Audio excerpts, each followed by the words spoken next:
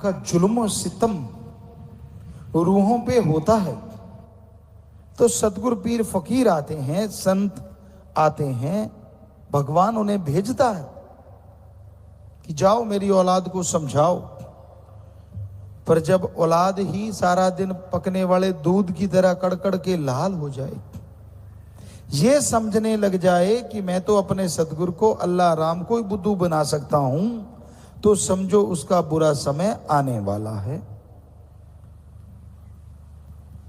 इसलिए अपने नफ्स के हत्थे चढ़ के अपने आप को अहंकार की बुलंदियों पे मत लेके जाओ, वरना गिर के चकनाचूर हो जाओगी। उसे पल पल की खबर है, वो क्षण क्षण की जानता है। वो हर इंसान के कारनामों को पहचानता है, वो जानता है आप कैसे कर्म करते हो, वो पहचानता है आप कब क्या कर रहे होते हो, पर उसे पर्दा मंजूर है, इसलिए वो चुप रहता है। और हमें नहीं लगता कि इंसान अपने पीर फकीर के वचन ना मान के सुखी होता होगा। क्षणिक सुख हुआ, क्षणिक खुशी आई, फिर बुरा हाल, फिर अंदर बाहर से बेहाल। आत्मा कचोटती है, शर्म देती है, अरे ओ पगले कहां पड़ गया तन मन के चक्कर में। अपने अल्लाह, अपने वाहिगुरु, अपने राम को बुला के इंसान काल के चक्करों में उलझा हुआ है। एक कहावत आपको सुनाया करते हैं, आज फिर ख्याल में आई। एक राजा के पास बहुत कुछ था, बहुत परोपकारी राजा था, किसी का दुख दर्द नहीं सहता था। तो एक बार साधु संत उसे मिले, देखा कि यार ये इतनी भक्ति करता है, इतनी परमार्थ पर हित सेवा करता है ये राजा, इतना प्रजा को सुखी रखता है, क्यों ना इसे कोई वरदान दिया जाए। तो उन्होंने उस राजा को एक फल दिया कि हे राजन, ये फल ले ले तू,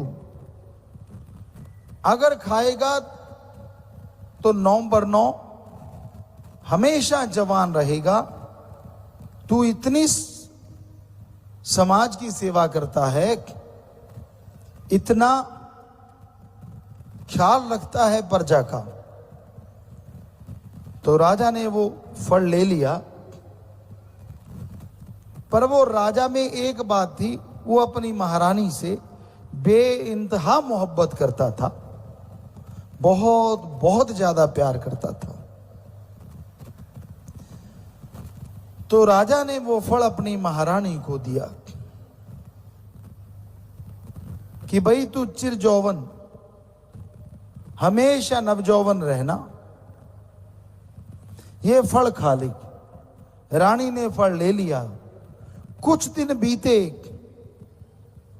वो फल राजा के सामने आया, घूम घुमा के उसे एक वैश्या फल दे रही थी।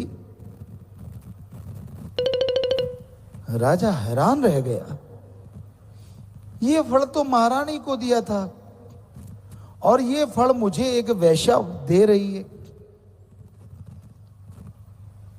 उसने पूछा क्या है इस फल में, तो वैश्या कहेंगे हे राजन, मैं गंदगी का घर और आप इतने अच्छे समाज सुधारक, इतने नेक राजा, मैं आपको फल दे रही हूं, इस फल की खासियत बड़ी जबरदस्त है।